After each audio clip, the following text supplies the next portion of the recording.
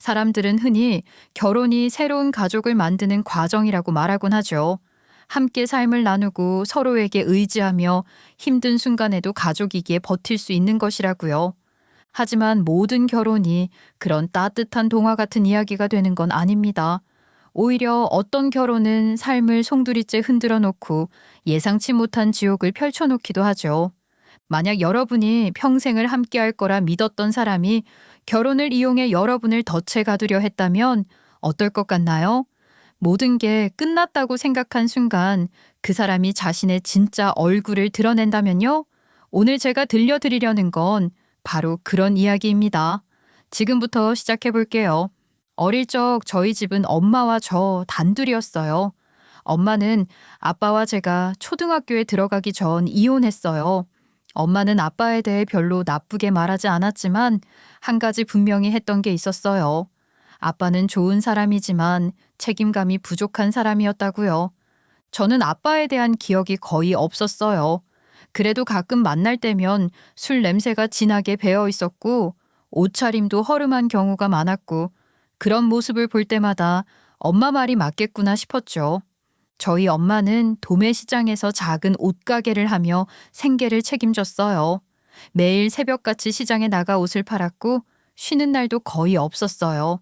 바쁜 와중에도 엄마가 늘 입버릇처럼 하는 말이 있었어요. 여자는 남자한테 기대면 안 된다는 거였죠. 엄마는 본인이 만약 전업주부였다면 무책임한 아빠라도 꾹 참고 살아야 했을 거라고, 여자는 언제라도 이혼하고 독립할 수 있는 경제력을 갖춰야 한다고, 안 그러면 노예 같은 삶을 산다고 했죠.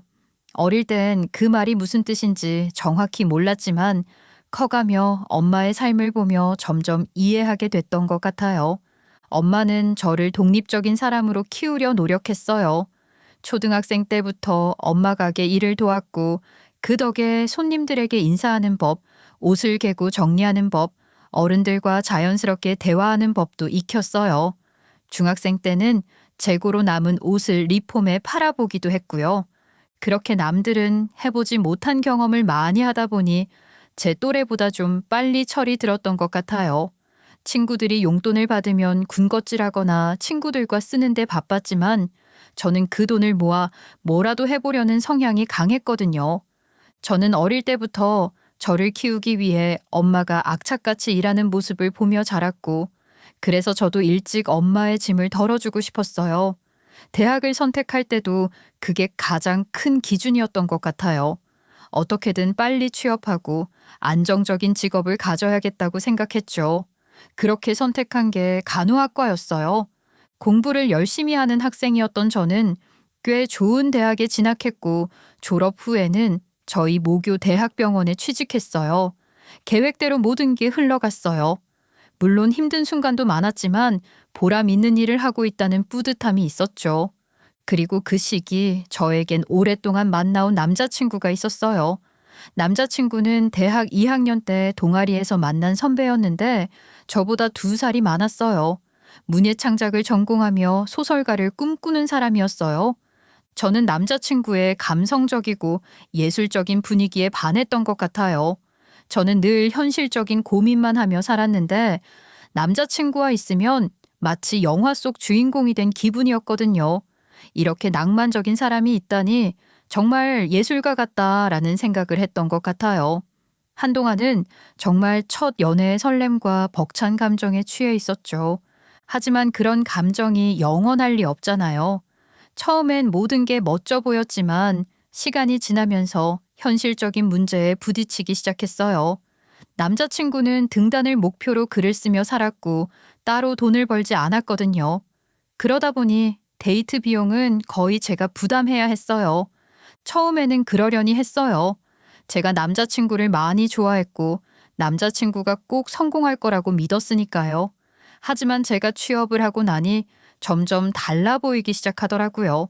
남자친구는 방에 틀어박혀 글을 쓴다면서 술만 마시는 날이 많아졌고 어느 순간부터는 대놓고 저에게 용돈까지 타가기 시작했어요. 제 자취방을 자기 집처럼 쓰는 것도 모자라 이제는 생활비까지 제가 대줘야 하는 상황이 된 거예요. 그래도 저는 참아보려 했어요. 첫사랑이었고 많이 좋아했으니까요. 어떻게든 그 남자를 믿어주고 싶었어요.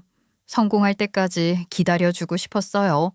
하지만 어느 날 저의 그 굳건했던 믿음은 한순간에 산산이 깨져버리고 말았습니다. 어느 날 남자친구가 작은 문예지를 통해 등단 비슷한 걸 하게 됐고 저는 그게 너무 기뻤어요. 드디어 노력의 결실을 맺었구나, 이제야 빛을 보게 됐구나 싶었죠. 그런데 문제는 그 소설이었어요. 남자친구가 발표한 소설을 읽는 순간 머릿속이 하얘졌어요. 소설의 내용은 온통 저희 이야기였어요. 남자친구와 저의 연애담이 고스란히 담겨 있었고, 제가 남자친구에게만 털어놓았던 비밀, 저의 모든 약점과 치부, 신체 컴플렉스까지 제 모든 신상이 전부 적혀 있었어요. 게다가 심지어는 저희의 은밀한 사생활까지 묘사돼 있더군요. 여주인공의 이름마저 제 이름과 비슷했어요. 제 이름은 선우인데 여주인공 이름은 선아였거든요.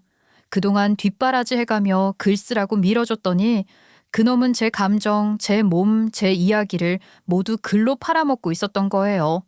너무 충격적이었어요. 당장 남자친구를 찾아가 따졌죠. 그런데 돌아온 대답은 기가 막혔어요. 원래 삶과 사랑이야말로 진정한 문학의 재료인 거야. 모든 예술가는 자기 얘기를 쓸 때, 자기 자신의 스토리를 쓸 때 가장 내밀하고 솔직한 예술 작품이 탄생하는 거라고. 아니 그럼 네 얘기를 쓰든가. 왜 내 얘기를 쓰는데? 내가 말한 내 치부들, 내 약점들. 내가 언제 네 소설 자료로 써도 된다고 허락했어? 내가 언제 거기에 동의했냐고. 왜 네 멋대로 내 얘기 갖다가 네 소설 자료를 쓰는 건데? 이거 그냥 네 얘기 아니야. 이제 더 이상 네 얘기가 아니라 내 소설 주인공 선아의 이야기일 뿐이라고. 기가 막혀. 누가 봐도 나잖아. 나랑 너 아는 사람이 보면 누구라도 다 알 내 얘기잖아. 심지어 어떻게 이런 내용까지. 진짜 쪽팔려. 누가 볼까 나 너무 창피하고 쪽팔린다고. 아니 그게 대체 왜 창피하고 왜 쪽팔릴 일이지? 오히려 자랑스러워야지. 그게 예술이고 예술의 주인공이 된 건데. 나라면 오히려 기분 좋을 것 같은데? 뭐? 기분이 좋아? 그럼 내가 네가 나한테 별부터 살고 돈 한 푼 못 벌고 여자친구 등쳐먹으면서 사는 거 다 까발리면 기분 좋니? 나도 네 얘기 한번 온 세상에 까발려줘 어디? 네 신체 비밀, 네 가족사 전부 다 까발리면 너도 기분 좋으냐고. 그게 그거랑 같아? 이건 예술이야. 예술에 대한 이해가 없는 사람은 이래서 만나면 안 되는 거구나. 솔직히 나 너 이해 안 될 때 많았거든? 누군가는 예술가의 뮤즈가 되지 못해 안달인데 넌 어떻게 이해 자체를 못하는 거야? 그 순간 정신이 번쩍 들었어요. 이 사람은 정말 끝까지 자기밖에 모르는구나. 저는 그 자리에서 바로 첫 번째 연애를 끝냈어요. 다신 이런 남자 따위에게 제 인생을 허비하지 않겠다고 다짐했죠. 그렇게 첫 연애가 끝난 후 저는 바쁘게 일만 하며 살았어요. 대학병원 간호사로 일하며 바쁘다 보니 연애할 틈도 없었고 굳이 하고 싶은 마음도 없었어요. 다들 나이 30이 넘으면 결혼을 생각해야 한다고 했지만 저는 남자를 만날 생각도 전혀 없었어요. 제 목표는 오직 하나였어요. 더 열심히 일해서 내 집을 마련하고 누구에게도 기대지 않고 혼자서 잘 살아가는 것. 그렇게 5년 넘게 연애 없이 일에만 집중하며 살았어요.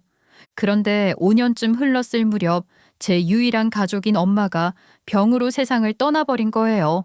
그 일로 저는 몸도 마음도 완전히 지쳐버리고 말았죠. 엄마의 부재가 저에게 어떤 의미인지조차 생각할 여유도 없이 그냥 무기력하게 하루하루를 보냈어요. 간호사라는 직업 자체가 정신적으로 소모가 심한데 거기에 엄마를 떠나보낸 상실감까지 더해지니 더 이상 버틸 힘도 없었죠. 저는 잠시 휴가를 내고 템플스테이를 가기로 했어요. 딱히 종교가 불교인 건 아닌데 전 남친과 제가 연애 시절 가끔 템플스테이도 가고 교회로 데이트 겸 나가는 날이면 한 번씩 다녀오던 절이 있었거든요. 절에 가서 며칠 푹 쉬고 오면 마음이 정리되는 느낌이 들곤 했었죠. 전 남친이 그 절에 계속 가고 있을까봐 5년 동안은 한 번도 간 적이 없었는데 문득 생각이 나더라고요. 그렇게 템플스테이 예약을 하게 됐죠. 이번엔 특별한 체험을 하는 프로그램이 아니라 그냥 조용히 머물며 쉴 수 있는 휴식형 템플스테이를 선택했어요. 휴식형이라 딱히 정해진 일정이 있는 것도 아니었어요. 단순히 고요한 산사에서 풍경을 감상하고 명상도 해보고 그곳에 머무는 사람들과 간단한 대화를 나누거나 자유롭게 산책을 하는 정도였죠. 저는 그저 며칠이라도 아무 생각 없이 지내고 싶었어요. 그리고 그곳에서 남편을 처음 만나게 됐습니다. 남편은 저와 마찬가지로 지친 마음을 달래기 위해 템플스테이에 참여한 사람이었어요.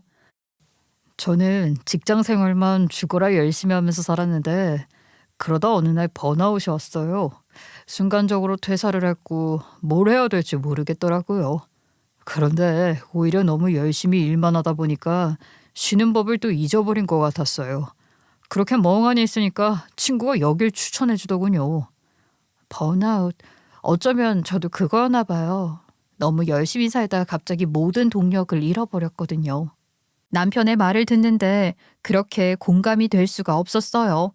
저도 엄마를 잃은 슬픔과 병원 일에 치여 지내느라 제대로 쉬어본 적이 없었으니까요. 남편과 저는 자연스럽게 대화를 나누게 됐어요. 처음에는 그냥 절에서 우연히 마주쳐 가벼운 인사를 나누는 정도였는데 산책을 하면서 이런저런 이야기를 하다 보니 생각보다 공통점이 많다는 걸 알게 됐어요. 서로 일 때문에 얼마나 힘들었는지, 사람들에게 받은 상처는 어떤지, 쉬어야 한다는 걸 알면서도 마음처럼 쉽지 않다는 것도요. 그렇게 저희는 템플스테이 내내 함께 시간을 보냈고 뭔가 묘하게 잘 통한다는 느낌을 받았어요. 게다가 우연히 사는 동네까지 가깝다는 걸 알게 됐어요. 지방에 있는 절이다 보니 대체로 이 근처 지역에 사는 사람들이 오긴 했지만 그래도 동네까지 같은 사람이 있다는 게 신기했어요. 템플스테이가 끝나고 일상으로 돌아온 후에도 저희는 자연스럽게 연락을 이어갔어요. 친구처럼 만나서 밥을 먹고 커피를 마시면서 이야기를 나눴죠. 그 며칠 사이에도 남편은 이미 새 직장을 구해 출근 준비를 하고 있었어요. 정말이지 아주 현실적이고 책임감 있는 사람이었어요. 그냥 말로만 다시 열심히 살아야지 하는 게 아니라 정말 행동으로 바로 움직이는 사람이었죠. 그런 모습에 저는 점점 더 호감을 느끼게 됐어요. 그렇게 저는 5년 만에 두 번째 연애를 시작하게 됐어요. 처음엔 솔직히 좀 망설여졌어요. 전 남친과의 기억이 아직도 저를 붙잡고 있었거든요. 특히 제가 남편을 만난 절은 전 남친과도 자주 갔던 곳이라 나중에 혹시라도 남편이 그 소식을 듣고 기분 나빠할 수도 있겠다는 생각이 들었어요. 그리고 그것보다 더 고민됐던 건 내가 다시 사랑을 할 수 있을까였어요. 첫 연애에서 상처를 너무 크게 받아서 또다시 그런 일이 반복될까봐 두려웠거든요. 하지만 남편을 보면서 그런 걱정이 점점 사라졌어요. 남편은 말보다 행동으로 신뢰를 주는 사람이었고 안정적인 미래를 계획하며 살아가는 사람이었어요. 저는 그 책임감 있는 모습을 믿어보기로 했습니다. 그렇게 시작된 두 번째 연애는 첫 연애와는 완전히 달랐어요. 전 남친과의 연애는 겉으로 보면 낭만적이었지만 실상은 온갖 고생을 다 해야 했던 관계였어요. 전 남친은 늘 예술과 감성을 운운하며 현실적인 문제를 외면했고 저는 그런 그를 이해해 보려고 노력했어요. 하지만 결국 현실을 외면하는 사람이었고 데이트 비용부터 생활비까지 모두 제가 부담해야 했던 관계였죠. 심지어 저희 집에서 자고 먹고 지내면서 용돈까지 타갔으니 제가 그때 얼마나 호구였는지 새삼 떠올라서 웃음이 나올 정도였어요. 그런데 남편과의 연애는 모든 게 달랐어요.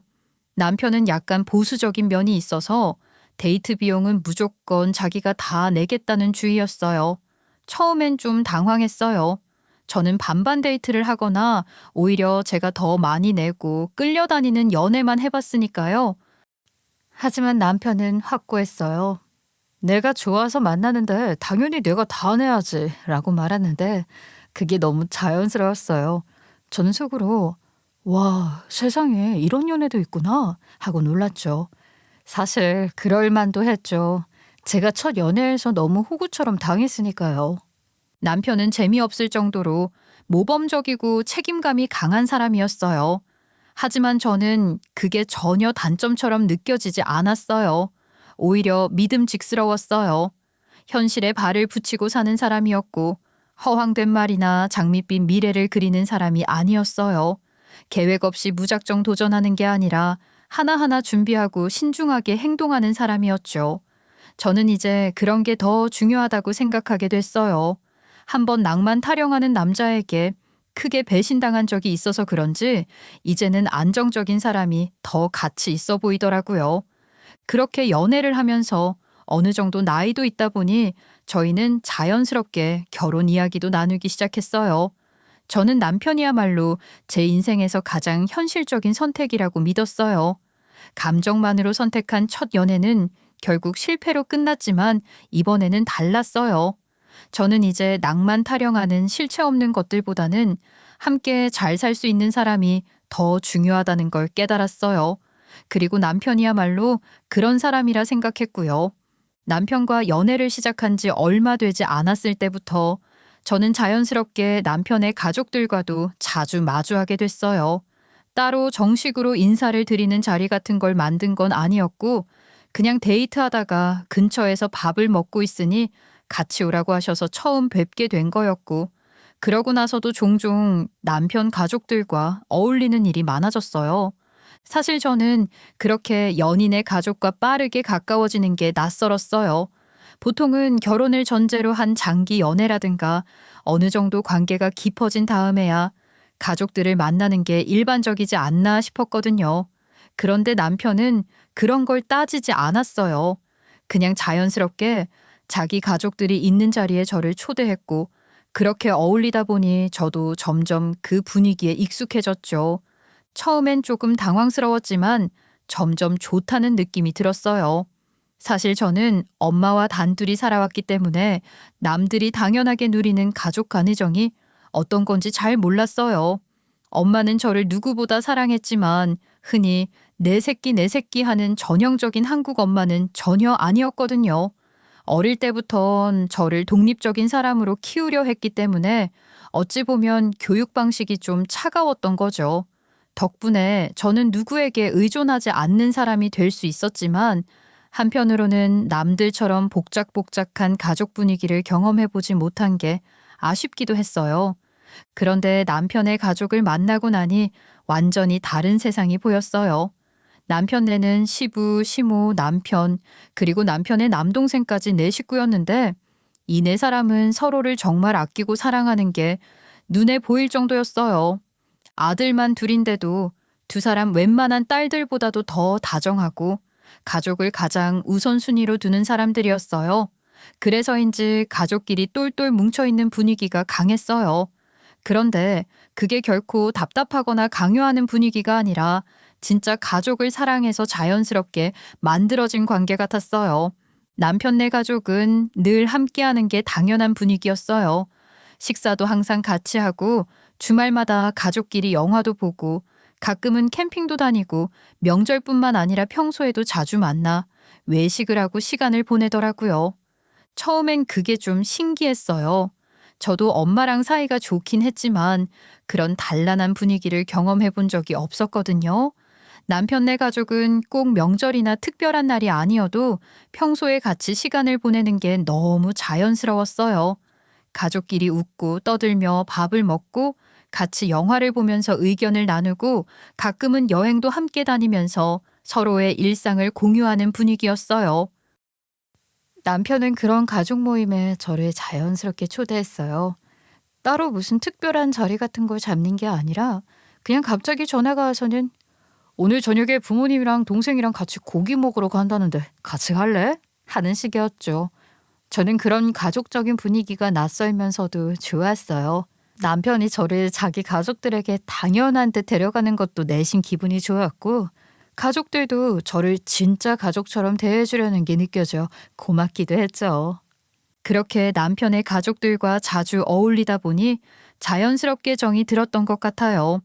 남편네가 캠핑을 가면 저도 따라갔고 가족끼리 작은 이벤트를 하면 저도 당연히 함께 했어요.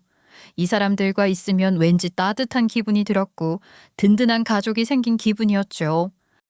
당신 가족들, 어머님, 아버님, 나 너무 좋아. 나 정말 딸처럼 생각해 주시잖아. 우리 가족들도 당신 좋아해. 우리 집엔 딸이 없잖아. 그래서 진짜 딸 같고 좋으신가 봐. 그러니까 당신도 우리 식구들 편하게 생각해줘. 알았지? 고마워, 도영씨. 나 엄마 돌아가시고 늘 혼자 같았는데 진짜 가족이 생긴 기분이야. 이런 가족과 평생 함께 한다면 행복하겠다는 생각이 들었어요. 따뜻하고 정이 많고 서로를 진심으로 아끼는 가족. 저도 그런 가족의 일원이 되고 싶다는 마음이 들었어요. 남편과의 연애도 행복했지만 남편의 가족들과 함께하는 순간들도 소중했거든요. 그런데 그렇게 평온하게 흘러가던 저희 관계에 뜻밖의 일이 생기고 말았습니다. 그 일은 남편을 처음 만났던 그 절에서 일어났어요. 남편과 함께 간 템플스테이에서 그만 그 예술병 걸린 전 남친을 다시 마주쳐버린 겁니다. 사실 남편과 제가 그 절에서 만난 이후 종종 함께 오곤 했었고, 심지어 남편은 절에서 불교 공부까지 시작했었죠. 이후 가끔 둘이서 같이 템플스테이도 오곤 했는데, 그때마다 저도 혹시 몰라 템플스테이 예약을 할 때 예약자 명단에 그 남자 이름이 있는지 확인까지 했었거든요. 그런데 분명 놈은 없었어요. 그래서 당연히 마주칠 일은 절대 없을 거라 생각했는데 일이 터져버린 거죠. 같은 일정의 템플스테이를 온 모양이더군요. 그런데 전 남친이 남편에게 인사를 하는 거예요. 도영씨, 템플스테이 오셨어요? 혼자 오신 거예요? 아니요, 저 결혼할 사람이랑 같이 왔습니다. 선우씨, 어딨어? 남편이 절 부르는 소리에 저는 화들짝 놀라 숨었죠. 알고 보니 두 사람 그 절에서 같은 수업을 듣고 있어 안면이 있는 사이인 거예요. 일이 이렇게 꼬일 줄이야. 제 머리를 쳤습니다. 다시 이 절에 오는 게 아니었는데 설마 무슨 일이 생기는 건 아니겠지? 전 남친 놈이 괜히 쓸데없는 말 하는 건 아니겠지? 별별 걱정이 다 들더군요. 하지만 그렇다고 내내 피해 다닐 수는 없는 노릇이었고 결국 같이 차담을 나누는 시간에 전 남친이 저를 딱 봐버린 겁니다. 그래서 저는 남편이랑 일부러 손도 잡고 스킨십을 하며 커플티를 냈죠. 제발 쓸데없는 말 하지 말고 모른 척 해라 하는 신호를 보내면서요. 그런데 무슨 생각인 건지 전 남친은 계속 야리꾸리한 눈빛으로 저를 힐끔힐끔 쳐다보더라고요. 진짜 어이가 없었어요. 저놈이 대체 뭔 꿍꿍인 건지 걱정이 되더군요. 그렇게 하루 종일 전 남친을 피해 다니느라 진이 빠졌어요. 어차피 템플스테이라 일정이 빡빡한 것도 아니고 조용히 명상이나 하고 싶었는데 그놈 때문에 계속 신경이 곤두서 오히려 스트레스가 폭발 직전이었죠. 그런데 저녁이 되고 숙소로 돌아와 쉬고 있는데 야밤에 갑자기 전 남친이 찾아온 거예요. 남편은 씻고 있는 와중이라 목소리를 낮추고 대체 왜 왔냐고 가라고 했더니 잠깐 대화 좀 하자고 하더군요. 괜히 남편이 들을까 걱정이 돼 일단 밖으로 나와 놈을 조용한 뒤로 데려갔죠. 아이 진짜 대체 무슨 말을 하려는 건데? 너 혹시 그이한테 무슨 말이라도 하려는 거면 안 하는 게 좋을 거야? 나 그 사람이랑 결혼할 사이야. 그러니까 일 크게 만들지 말고 조용히 있다가 너도 나한테 떳떳하진 않을 거잖아. 야, 넌 날 진짜 뭘로 보고? 나도 그때 그 이름 반성하고 있어. 너 내 글재료로 써먹은 거. 나도 시간 지나고 보니까 철없었다 생각하고 있다고. 그래서 반성문 읽어주려고 나 불렀냐? 아니, 그게 아니라 너 조심하라고 그러는 거야. 네 남친 너무 믿지 말고 웬만하면 결혼 같은 거 하지 말라고. 뭐? 대뜸 뭔 소리야. 남자친구를 조심하라니. 네가 대체 뭔데 내 남친을 조심하라 말아야? 너 지금 나 결혼한다니까 뭐 해방 놓으려고 이러는 거니? 아이 그런 거 아니야. 그냥 내가 좀 보고 들은 게 있어서 그래. 뭘 보고 들었는데. 뭐 저 사람이 여자라도 만났다 그런 개소리 하려고? 그런 거면 꿈도 꾸지 말아라. 저 사람한텐 나밖에 없고 그럴 사람도 아니니까. 아이 그런 게 아니라 같이 수업 받고 뒤풀이하면서 저놈 말하는 거 들어보니까 아주 그런 마마보이 파파보이가 없더라. 심지어 막걸리 한잔하고 지 얘기하는데 전에도 그것 때문에 결혼할 뻔한 여자랑 헤어졌다나 뭐라나. 아무튼 진짜 아니더라니까. 너 알지? 결혼 상대로 마마보이 최악인 거. 그건 모르겠고 여자한테 데이트 비용 다 내게 하고 그것도 모자라 여자 집에 얹혀 살면서 기생충 마냥 들러붙고 지 소설의 여친 가슴이 어떻게 생겼나. 잘 때는 어떻게 하나 써제끼는 놈이 결혼 상대로 최악인 건 알지. 야, 너 혹시 나한테 아직도 미련이 있어서 이러는 거야? 그런 거면 선우 씨, 그게 지금 무슨 소리야? 당신 지금 저 남자랑 뭐 하는 거야? 최악의 상황이었습니다. 하필이면 그 순간 남편이 그 장면을 보게 된 거예요. 그리고 전 남친과 제가 과거 만났던 사이라는 것까지 알아버리고는 완전히 화가 난 거죠. 결국 그날 모든 일정을 취소하고 저희는 차를 타고 돌아왔습니다. 집으로 가는 길 남편은 한마디도 안 터군요. 도영 씨, 정말 그런 거 아니야. 혹시라도 오해하는 거면 진짜 그런 거 아니야. 그래, 그 사람이랑 같이 다니던 절은 맞아. 하지만 이미 7년도 더 전에 끝난 관계고 그놈이 여기 다시 다니고 있을 줄은 정말 몰랐어. 저는 계속해서 해명했지만 남편은 묵묵부답이었고 차를 타고 오는 내내 저는 진짜 미치는 줄 알았어요. 이거 상황이 뭔가 꼬였다. 완전히 망했다. 그런 직감이 들었어요. 남편은 끝내 나중에 다시 얘기하자는 말만 남기고 가버렸죠. 그 후 며칠간 남편에게선 연락이 없었고 그 일은 시가 식구들 귀까지 들어가 버렸어요. 시부모님과 남편 동생까지 다 알게 된 거죠. 시모에게서 전화로 전애인이랑 다니던 저를 왜 계속 나갔냐. 혹시 미련이 남아있어서 그런 거 아니냐 묻더군요. 저는 억울했지만 아무 말도 할 수 없었어요. 아무리 해명을 해도 이미 신뢰가 흔들린 상태라 아무 소용이 없었어요. 결국 남편은 저에게 시간을 갖자고 하더군요. 저는 너무 절박해서 정말 추악에 매달렸어요. 하지만 남편의 태도가 완강했고 더 이상 매달릴 수 없었어요. 내가 정말 잘못했으니 제발 다시 생각해달라는 말만 남겼죠. 그렇게 몇 달이 지났고 저는 점점 포기하는 쪽으로 마음을 기울이고 있었어요. 그런데 어느 날 남편이 저희 병원을 찾아온 거예요. 도영 씨, 여긴 어쩐 일이야? 그동안 마음고생 많았지. 내가 너무 미안했어. 당신 해명 제대로 들어보지도 않고 그렇게 매몰차게 놓치는 게 아니었는데. 남편은 저를 보자마자 미안하다고 했어요. 그러면서 제 전남친이 뒤늦게 해명을 했다고 하더라고요. 본인이 과거에 제게 크게 잘못한 일이 있어서 화를 냈을 뿐 그쪽 여자친구는 나를 여전히 혐오하고 있으니 혹시나 쓸데없는 오해는 할 필요 없다며 모든 오해를 풀어줬다고 했죠. 사실 헤어진 지 한참 된 관계고 아무 사이 아니면 된 건데 내가 너무 어린애처럼 굴었던 것 같아. 정말 미안해. 저는 그 말에 안도의 한숨을 내쉬었어요. 그래, 전 남친이 쓰레기긴 해도 마지막으로 이거 하나는 잘해줬네 싶더라고요. 나도 미안해. 내가 미리 얘기했다면 그런 일 없었을 텐데. 앞으로는 당신한테 아무런 비밀도 만들지 않을게. 내가 잘할게. 정말이야. 그렇게 남편과 저는 재회를 하게 됐고 전 남친과는 완전히 연을 끊었죠. 절대 다시 엮이지 않으려고 절도 2번 다시 가지 않았고 남편도 그 절에서 하던 공부를 그만뒀고요. 그 일을 계기로 남편과의 관계는 오히려 더 단단해졌어요. 한번 흔들렸다가 다시 이어지면서 남편은 저를 더 소중하게 여기게 됐어요. 예전보다 훨씬 더 다정해졌고 저에게 믿음이 생겼다면서 더 잘해주려고 했어요. 시가 식구들도 처음엔 실망했지만 결국 너른 마음으로 저를 받아줬어요. 저는 그런 남편과 시가 식구들에게 보답하고 싶어서 행사나 기념일도 꼼꼼히 챙기고 아직 결혼 전이지만 며느리처럼 행동하려고 했어요.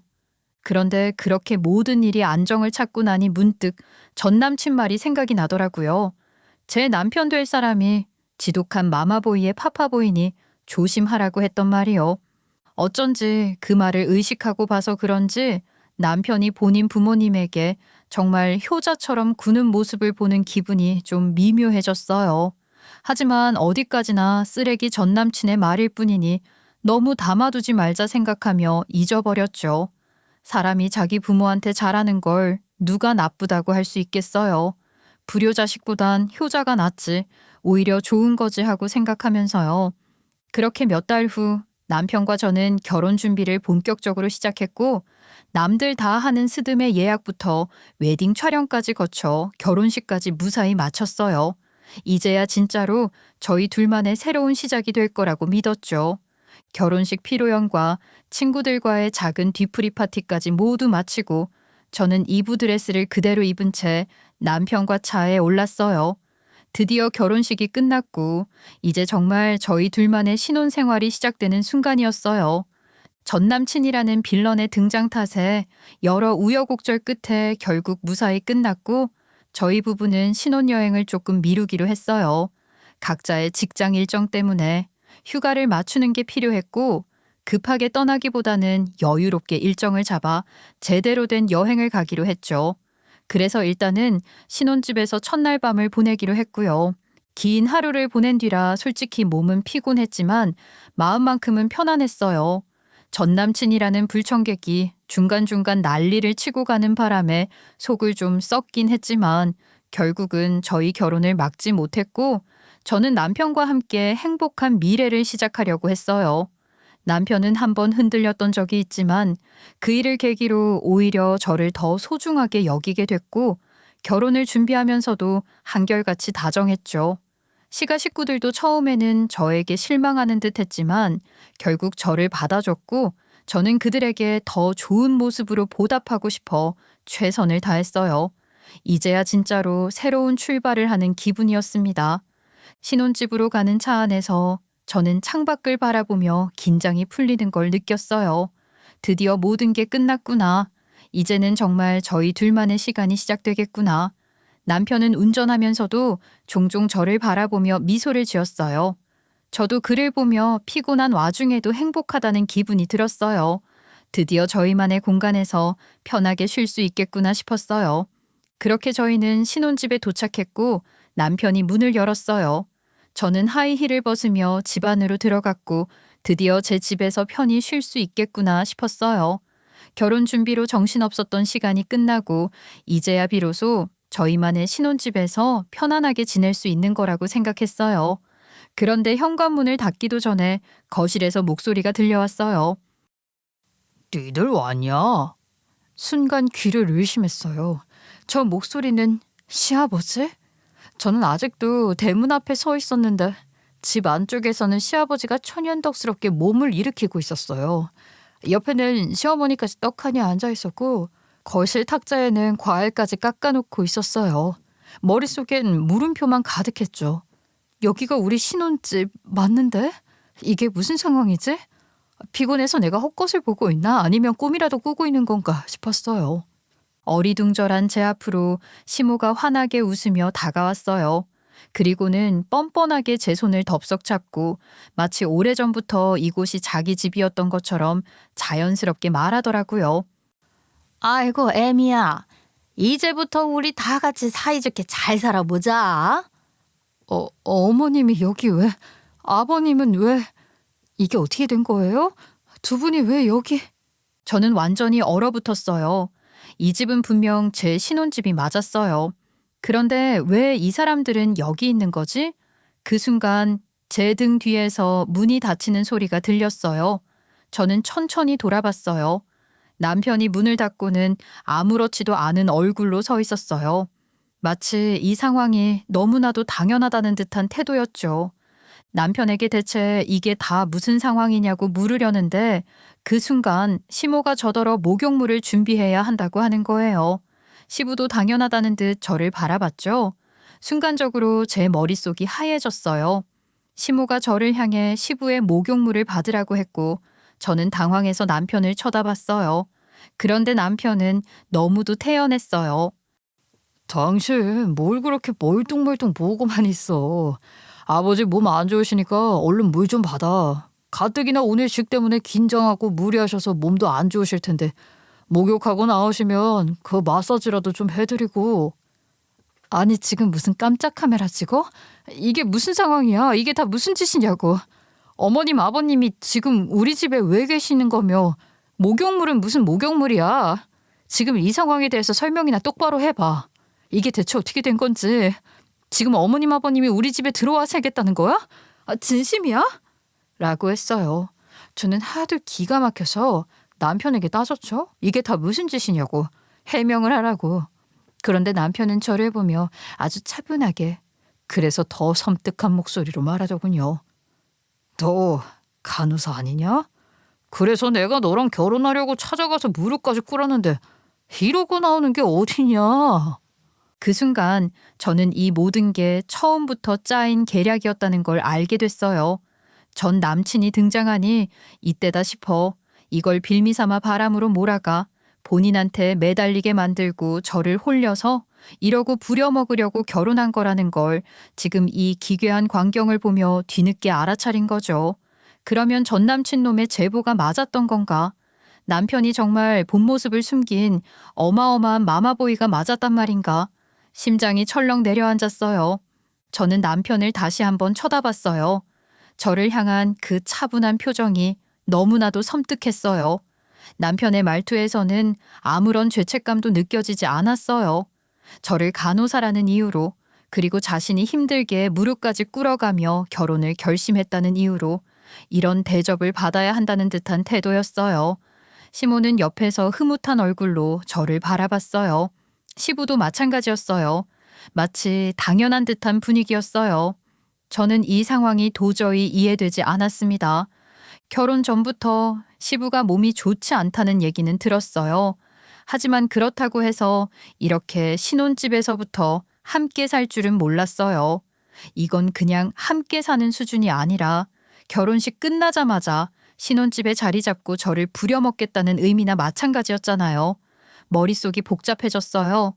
전 남친이 했던 말이 머릿속을 스쳐 지나갔어요.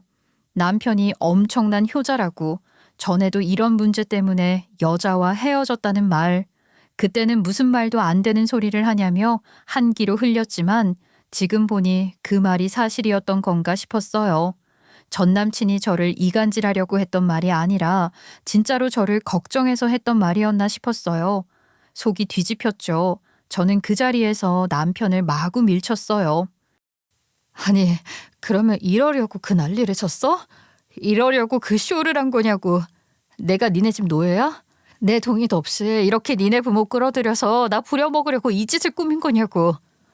그래, 그렇다면 어쩔 건데. 네가 뭘 할 수 있는데? 남편에게서 듣게 된 저만 모르고 있었던 그 모든 계획의 전말은 제가 예상했던 대로였어요. 남편은 처음부터 제가 전 남친과 얘기하고 있던 장면을 볼모로 삼아 본인들이 원하는 대로 저를 조종하려 했던 겁니다. 첫 결별은 진심이었겠죠. 그런데 하필이면 그 타이밍에 시부가 암 판정을 받은 거예요. 시간은 혼란에 빠졌죠.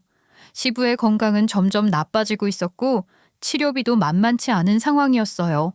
어쩌면 좋냐고, 앞으로 어떻게 해야 하냐고 고민하고 있을 때 남편이 아주 좋은 해결책을 제안한 겁니다. 간호사인 저를 전 남친 사건으로 쥐락펴락 만들어 주저앉힌 뒤 병간호를 시키는 것. 남편과 시가가 원하는 그림이 바로 그것이었어요. 남편은 연애할 때부터 저를 유심히 지켜봐 알고 있었거든요.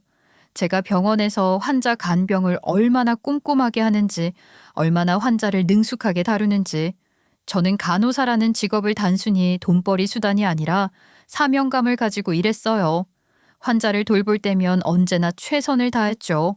한 번은 연애 초반 남편이 심하게 몸살이 났던 적이 있었어요. 저는 병원에서 링거를 맞춰주고 약을 챙겨주며 하루 종일 남편을 간호했어요. 그때 남편이 농담처럼 말하더라고요. 당신은 진짜 간호사가 체질이다. 나중에 우리 부모님 아프시면 믿고 맡겨야겠다. 저는 그때 그냥 웃어 넘겼었는데 그 말이 현실이 될 줄은 몰랐죠. 남편과 시부모는 간호사 며느리가 들어오면 그들에게 엄청난 이득이 될 거라고 생각했나 봐요. 특히 시부가 암 수술을 받은 후에는 회복 과정이 가장 중요한데 병원에 입원해 있으면 병원비 부담도 크고 간병인 비용도 만만치 않잖아요. 하지만 며느리가 간호사라면 자연스럽게 신혼집으로 들어와서 시부를 간병하면 돈 한 푼 안 들이고 전문적인 케어를 받을 수 있잖아요. 그게 이 인간들의 계획이었어요. 아버지 건강이 아직 완벽하지 않으니까 완치될 때까지만 여기서 같이 지내면 좋잖아. 저는 말문이 막혔어요. 그런데 그 순간 돌아온 대답이 더 기가 막혔어요. 시부모가 살던 집은 곧 결혼할 시동생 부부가 들어와 살 거라고 하더군요. 그러니까 시부모들은 저희 신혼집에 완전히 눌러 앉겠다는 거였어요. 이유는 간단했어요. 그래야 제가 하루 종일 시부를 돌볼 수 있으니까. 제가 간호사니까 이 집에서 전문 간병인처럼 살아주길 바랐던 거예요. 남편과 제가 헤어졌던 몇 달 사이 시부가 암 수술을 받으면서 치료비가 많이 들었고 한동안 장사도 안 돼 적자만 쌓이던 상황이었대요. 결국 가게까지 접어야 했다고 했어요. 그러다 보니 병원비 부담까지 커졌고 게다가 아들 둘이 동시에 장가를 가게 되면서 시간은 심각한 고민에 빠졌던 거죠. 시동생 쪽은 속도 위반으로 혼전 임신을 해서 집을 안 해줄 수가 없으니 자기네들 살던 아파트를 넘겨주고 저희 쪽은 제가 해둔 아파트가 있으니 여기를 신혼집 삼아 자연스럽게 눌러앉아 해결하려고 했다는 거예요. 와, 나 그럼 일찌감치 그런 계획을 세웠다는 거네. 니들끼리? 나만 몰랐던 거네. 어허, 니들이라니. 아, 세아가 너 말버릇이 그게 뭐야? 아, 진짜 미친 것들. 지금 내 말버릇 운운하는 거야, 이 미친놈들이? 그제야 모든 게 완전히 이해됐어요. 시부모가 단순히 신혼집에 들어와서 잠깐 같이 지내려는 게 아니었어요. 진짜로 갈 곳이 없어서 눌러 앉으려던 거였어요. 남편이 결혼을 서두르려 했던 이유도 제가 결혼을 고민할 때 왜 그렇게 다정하게 굴었는지도 다 처음부터 저를 그들의 계획 속에 끼워 넣기 위해서였던 거죠. 그런데 문제는 그게 제 집이라는 거잖아요. 셋은 아주 뻔뻔했어요. 넌 환자 보는 게 일이지 않냐? 그러니까 이왕이면 가족도 좀 봐주면 좋지 않겠냐는 식이었죠. 그 말을 듣는 순간 머리가 쭉 뼈섰어요. 저는 이 집에서 그냥 무료 간병인으로 쓰일 예정이었어요. 결혼식까지 올려놓고 이제야 모든 전말을 알게 된 저는 피가 거꾸로 솟는 기분이었어요. 더 황당한 건 남편과 시부모는 이 모든 상황이 너무나도 당연하다는 듯한 표정을 짓고 있었다는 거였어요. 마치 처음부터 이렇게 될 게 당연한 것처럼 저는 그 놈들의 얼굴을 보면서 확신할 수 있었어요. 이 인간들은 절대 변하지 않겠구나. 그렇다면 제가 끝을 내야 했죠. 시부모는 소파에 태연하게 앉아 있었고 남편은 마치 당연한 일이라도 되는 양 저를 바라보고 있었어요. 저를 위한 자리라는 듯 과일까지 깎아놓고 이제부터 가족끼리 잘 살아보자 라고 했던 시어머니의 말이 다시 머릿속에서 울려 퍼졌어요. 처음에는 상황을 받아들이지 못하고 멍해졌지만 점점 정신이 또렷해졌어요. 지금 이 상황을 가장 빠르게 벗어날 방법은 뭘까? 어떻게 해야 저 인간들을 확실하게 내쫓을 수 있을까? 정신을 가다듬으며 찬찬히 생각해보니 한 가지 놈들이 간과하고 있는 게 있었어요. 이 집이요. 이 집 원래 제 돈으로 산 제 명의의 집이었거든요. 결혼 전에 투자 목적으로 미리 사둔 아파트였고 남편과 합의해서 일단 여기서 시작한 뒤 결혼 후 3년 내로 같이 구한 집으로 이사하기로 약속을 했었죠. 결혼 전부터 남편은 자주 여기서 지냈고 그러다 보니 점점 자기 집처럼 여겨 있고 있었던 모양인데 여긴 엄연히 제 집이었어요. 명의 변경도 안 해서 여전히 제 명의로 되어 있었고 법적으로도 온전히 제 소유였어요. 생각보다 일이 간단하게 해결될 수 있겠는데 하는 생각이 들더군요. 저는 일단 놈들에게 마지막 기회를 줬어요. 지금 당신 부모님 조용히 짐 싸서 나가면 눈 감아줄게. 두 분 조용히 자기 집으로 돌아가면 저도 일을 더 키우지는 않을게요. 어떻게 하실래요? 어떻게 할래? 당신이 결정해. 그런데 남편 놈은 그게 마지막 기회라는 것도 모르고 걷어찼어요. 아픈 부모님 내팽개치고 살라는 거냐며 오히려 적반하장으로 저를 비난하더군요. 놈의 뻔뻔한 태도에 저는 곧장 부동산에 연락해서 집을 내놓겠다고 했어요. 그러자 남편과 시부모는 완전히 기겁하면서 말리기 시작했어요. 야, 미쳤어? 너 진짜 이 집을 팔겠다고? 애미야, 네 시아버지 몸도 안 좋고 우리가 지금 당장 나가면 정말 갈 데가 없어. 잠깐이라도 같이 지내자. 응? 가족끼리 그러는 거 아니다. 진짜 우리가 너를 얼마나 딸처럼 생각했는데. 딸처럼 생각해서 하녀처럼 부려먹을 작정이셨어요? 갈 곳이 없다고? 그럼 더더욱 내쫓아드려야지. 저는 곧장 경찰을 불렀어요. 경찰이 도착해 상황을 설명하자 경찰은 실거주자이자 집 명의자인 제 요청에 따라 시부모에게 당장 나가주셔야겠다고 했고 시부모는 순간 당황한 표정을 짓더니 이내 불쾌하다는 얼굴로 변했어요. 하지만 경찰이 나가달라고 공식적으로 요청하니 어쩔 수 없었는지 마지못해 짐을 싸기 시작했어요. 남편도 당황한 기색이 역력했어요. 시부모는 중얼거리면서도 짐을 챙겼고 결국 셋 모두 경찰의 안내를 받으며 신혼집에서 쫓겨났죠. 하지만 이건 일단 잠깐의 분리일 뿐 더 확실한 조치가 필요했어요. 저는 병원 일로 알고 있는 변호사에게 연락해 도움을 요청했어요. 이런 상황에서 어떻게 할 수 있냐고 묻자 무단 점유 퇴거 조치를 진행할 수 있다고 하더군요. 결혼을 했다고 해도 이 집은 제 명의였고 남편과 시부모는 아무런 법적 권리 없이 불법 점거 중이었으니 제 권리를 주장하면 된다는 거였어요. 그날 바로 변호사와 상담을 진행했고 저는 정식으로 남편과 시부모에게 내용 증명을 보냈어요. 불법 점유를 이유로 퇴거 요청을 공식적으로 한 거였어요. 또 부동산에도 집을 내놓았어요.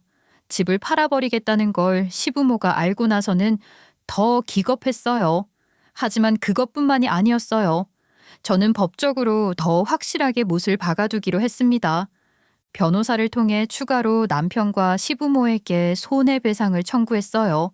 남편과 시부모가 이 집을 멋대로 자기들 집처럼 사용하면서 제가 신혼집으로서 온전히 사용할 권리를 방해했다는 점을 근거로 삼았어요. 또한 시부모가 이 집에 눌러 앉으면서 제가 그들의 생활비까지 부담할 수밖에 없는 상황을 만들려 했다는 점을 들어 민사소송을 걸었어요. 실제로 시부는 수술 후라 경제활동을 할 수 없는 상태였고 시모 역시 경제적 능력이 없는 상황이었어요. 남편마저 월급이 넉넉지 않았고 그 상황에서 저까지 경제적으로 부담해야 하는 입장이 될 뻔했어요. 저는 이 부분도 확실히 문제 삼기로 했어요. 그 인간들은 당연히 난리가 났죠. 네가 감히 우리한테 소송을 거냐, 우리가 누군데 법적으로 쫓아내겠다고 하냐, 이게 며느리가 할 짓이냐며 온갖 험한 소리를 해댔어요. 어이가 없었죠. 언제는 저를 그저 간병인 취급하더니 이제 와서 가족 운운하는 게 웃기기만 했어요. 하지만 저는 그들의 반응에 일절 흔들리지 않았어요. 이미 모든 법적 조치를 마친 상태였으니까요. 남편은 어떻게든 무마하려고 했어요. 처음에는 저를 달래려 했죠. 감정이 격해져서 그런 거라면 한 번만 생각을 다시 해보자는 식으로 나왔어요. 하지만 제가 단호하게 나오자 결국 남편도 점점 태도를 바꿔갔어요. 처음에는 설득하려고 하던 남편이 점점 초조해졌고 결국엔 반협박조로 나오기까지 했어요. 하지만 저는 한마디도 물러서지 않았어요. 제가 이 집에서 그들을 쫓아내는 걸로 끝날 일이 아니었어요. 제 집의 권리를 되찾는 건 기본이었고 이 결혼 자체를 없던 일로 해야 했어요. 저는 변호사와 상의해 혼인 무효 소송을 준비하기로 했어요. 이 결혼 자체가 애초에 기만과 사기로 이루어진 것이었고 남편과 시부모가 처음부터 저를 이용하려고 접근했다는 점을 법적으로 입증해야 했어요. 혼인 무효가 법적으로 인정받기 어려울 경우 이혼으로 가야겠지만 어쨌든 남편과 얽힌 모든 법적 관계를 끊어낼 생각이었어요. 저는 이 결혼을 단순히 실패한 결혼으로 남기고 싶지 않았어요. 저는 속아서 결혼한 피해자였고 이 결혼은 애초에 정상적인 결혼이 아니었어요. 남편과 시부모는 저를 이용할 목적으로 저를 결혼으로 몰아넣었고 저는 그들이 계획한 덫에 걸려든 거였어요. 이런 결혼이 법적으로 무효가 아니라면 대체 뭐가 무효란 말인가 싶었죠. 소송을 준비하는 동안 남편과 시부모는 결국 원래 시부모가 살던 집으로 돌아가야 했어요. 하지만 시동생 내외가 결혼을 앞두고 집을 죄다 뜯어고치며 공사를 진행 중이라서 당장 들어갈 수 없는 상황이었고 결국 그들은 말 그대로 오갈 데가 없어졌죠. 처음엔 그 인간들도 어떻게든 버티려고 했지만 제가 본격적으로 변호사를 선임하고 법적 절차를 밟기 시작하자 점점 수세에 몰리기 시작했어요. 저는 혼인 무효 소송과 함께 남편과 시부모가 제 신혼집을 불법 점거한 것에 대한 손해배상까지 청구했어요. 제가 신혼집으로 온전히 사용할 권리를 침해당한 점, 그리고 그들이 눌러 앉으면서 저에게 경제적 부담을 지우려 했던 점까지 모두 법적으로 문제 삼기로 했어요. 결국 소송이 진행되는 내내 그들은 모텔방 신세를 지게 됐어요. 원래 시부모가 살던 집으로 가려면 몇 달은 더 기다려야 하는 상황이었고 그동안에는 마땅히 머물 곳이 없었어요. 그런데 여기서 더 웃긴 건 그 와중에도 저한테 하루가 멀다 하고 전화를 해댔다는 거였어요. 너 정말 이래 작정이야? 우리 아버지 암 환자야, 암 환자. 이런 허름한 모텔 같은데 전전하시다가 무슨 큰일이라도 생기면 어쩌려고 그래. 얘, 너 정말 이러는 거 아니다. 아니 명색의 간호사라는 애가 사람 살리는 일한다는 애가 어떻게 너희 가족을 이렇게 사지로 내모니? 네가 그러고도 의료인 맞아? 참으로 뻔뻔도 정도 것이지. 누가 피해자인지 모르겠네 정말. 이봐요. 이제 와서 누구더러 가족이래? 시작은 니들이 먼저 한 거야. 난 니들이 건 싸움에 대응하고 있는 것뿐이니까 결과는 니들이 책임져야지, 안 그래? 그렇게 몇 주가 지나면서 시부모와 남편은 점점 더 절박해졌어요. 모텔 생활이 길어지면서 돈도 빠듯해졌고 생활이 점점 피폐해지고 있었어요. 원래는 당연하게 저를 이용할 생각으로 결혼을 밀어붙였지만 결국엔 그 모든 것이 부메랑이 되어 자신들에게 돌아가고 있었어요. 절 이용하려다가 오히려 지들이 나락으로 떨어지는 모습을 보는 것만큼 짜릿한 복수는 없었죠. 재판은 예상대로 저에게 유리하게 흘러갔어요. 결혼했다고 해도 배우자가 본인 명의의 집을 독단적으로 처분하는 건 가능했고 시부모의 무단 점거는 법적으로 퇴거 조치가 가능하더라고요. 결혼을 했다고 해서 자동으로 배우자나 시부모에게 거주권이 생기는 게 아니고 소유주의 동의가 있어야 하며 동의 없이 점유할 경우 점유 이탈물 횡령죄, 주거침입죄 등의 적용이 가능했어요. 한마디로 시부모는 이 집에 대해 아무런 권리가 없다는 거였어요. 이혼 소송도 제대로 처리됐어요. 사기 결혼 여부를 입증하기는 어려워 혼인 무효는 불가능했지만 이혼 소송은 명백한 제 승리였어요. 남편과 시부모가 저를 기만하고 결혼을 이용해 저를 간병인으로 삼으려 했다는 점이 분명하게 드러났고 저는 남편과의 혼인 관계를 깨끗하게 정리할 수 있었어요. 그렇게 저는 그 지긋지긋한 인간들과의 악연을 무사히 끝낼 수 있었어요. 한편 저는 신혼집을 팔아버린 후 바로 다른 곳에 새 집을 계약하고 이사했어요. 다행히 신혼집을 팔 때 시세가 올라 꽤 차익을 남길 수 있었고 이혼 과정에서 위자료까지 받아 그 돈으로 더 좋은 곳으로 옮길 수 있었어요. 처음엔 결혼 때문에 정신없고 소송 때문에 바빠서 이사 문제까지 신경 쓸 겨를이 없었는데 이제 모든 게 끝났다고 생각하니 시원하기만 했어요. 새로 이사한 집은 신혼집보다 더 넓고 쾌적했어요. 집을 꾸미면서 혼자 사는 삶을 다시 정비하는 기분이었어요. 저는 그동안 소송 때문에 신경 쓰지 못했던 일에도 다시 집중하기 시작했어요. 직장에서도 다시 활기를 찾았고 그동안 공백이 있었던 만큼 더 열심히 일했죠. 덕분에 병원에서도 인정받으며 점점 더 바쁜 나날을 보냈어요. 처음엔 힘들 줄 알았는데 오히려 자유로웠어요. 이제야 온전히 저 자신을 위해 살 수 있게 된 기분이었어요. 반면 전 남편과 전 시부모는 완전히 나락으로 떨어졌습니다. 병원비에 가게 폐업까지 겹쳐서 집을 구할 돈은 없었고요. 결국 리모델링 공사 마친 그 집에서 전 남편과 전 시부모 둘, 결혼한 막내 내외, 갓 태어난 아기까지 6명이서 북적이며 산다고 들었어요. 전 남편이 술에 취해 전화해 하소연을 해대서 알게 된 소식이었죠. 그렇게 전 남편과 법적으로도 완전히 남남이 되었고 이제 모든 게 끝났다고 생각했어요. 하지만 어이없게도 전 시모가 저를 가만히 놔두지 않았어요. 어느 날 출근하려고 병원에 갔는데 병원 정문 앞에서 피켓을 들고 시위하는 사람이 보였어요. 처음엔 무슨 일인가 싶었어요. 그런데 가까이 가서 보니 그 사람이 전 시모였어요. 피켓을 들고 기막힌 소리를 외쳐대고 있었죠. 사람을 지켜야 할 간호사가 사람을 죽이려 들었네. 내 아픈 남편을 길거리로 내몰았어. 이런 비정한 인간이 병원에서 환자를 본다고? 기도 안 찬다 진짜. 지가 한 짓에 반성하기는커녕 날 망신 주겠다고 저러고 있어? 나 참. 아니지. 어쩌면 오히려 잘 된 걸지도 모르겠다. 그래, 내가 니들 더는 나한테 접근도 얼씬도 못하게 제대로 밟아주마.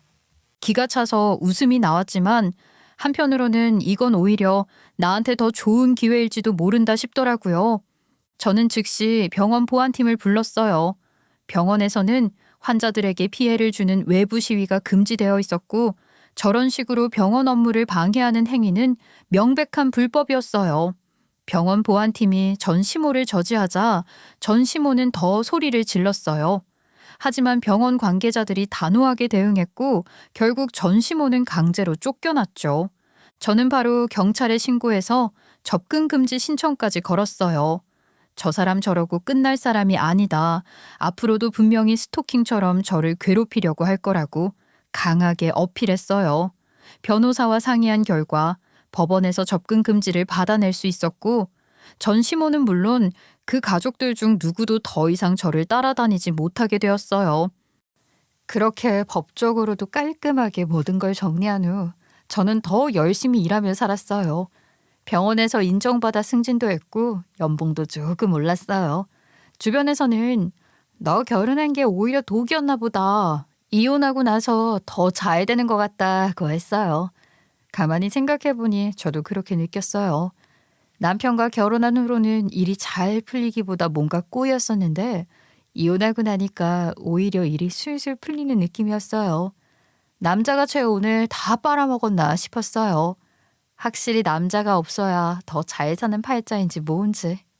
전 남편과 그 가족들의 마지막으로 들려온 소식에 따르면 전 시부모는 며느리한테 미움받으며 얹혀 산다고 했어요.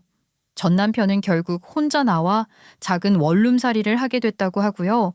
저한테 위자료 떼주고 남은 돈도 없어서 월세살이를 하고 있다더라고요. 한때는 가족처럼 가까웠던 사이였지만 그들이 힘들게 사는 건 전적으로 그들이 지은 업보였죠. 애초에 남을 이용하려던 사람들이 결국 자기 꾀에 넘어간 것뿐이었으니까요. 저는 이제 더 이상 그들과 엮일 일도 없고 그들의 소식을 들을 필요도 없어요. 저는 오롯이 제 삶을 살면 되는 거예요. 저는 이제 더 자유로워졌고 더 단단해졌어요. 이제 그 어느 때보다 홀가분하게 제 삶을 살아갈 생각입니다. 어떤 사람들은 끝까지 자신이 한 잘못을 인정하지 않아요. 오히려 피해자인 척하며 적반하장으로 나오거나 자신이 한 행동을 당연한 것처럼 여기죠. 하지만 세상은 그렇게 쉽게 넘어가 주지 않아요. 결국 모든 행동은 부메랑이 되어 돌아오고 자기 꾀에 넘어가 스스로 무너지는 날이 오기 마련이에요. 저는 이번 일을 통해 확실하게 깨달았어요. 누군가가 나를 당연한 존재로 여기고 내 희생을 강요하려 한다면 절대 참아서는 안 된다는 걸요. 내가 아무리 참아도 그들은 절대 만족하지 않아요. 오히려 더 많은 걸 요구하며 끝없이 나를 이용하려 들겠죠. 그러니 싸워야 해요. 내 삶을 지키기 위해서라도 내가 더 이상 그런 사람들에게 휘둘리지 않기 위해서라도요. 저는 이제야 온전히 저 자신을 위해 살아가고 있고 다시는 누구에게도 휘둘리지 않을 거예요. 그리고 오늘 제 이야기가 혹시라도 비슷한 상황에 놓여 있는 누군가에게 작은 용기가 될 수 있다면 좋겠네요. 그럼 지금까지 제 사연 들어주셔서 감사합니다.